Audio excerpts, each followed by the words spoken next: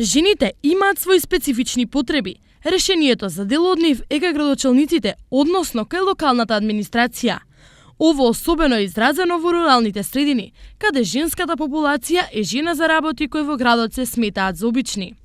Например, во рурални средини каде што жените исто така и работат, им недостасуваат градинки, центри за ран детски развој, кои што можеби некогаш биле во функција, меѓутоа не функционираат моментално. Им недостасува инфраструктура, пред се вода, која што нив им е потребна за нивните секојдневни обврски. Исто така паркови каде што би можеле да излезат, да ги изнесат своите деца. Освен за своји потреби, преку лични издружени иницијативи, жените може да направат многу за подобрување на животот на сите во рамките на една локална заедница.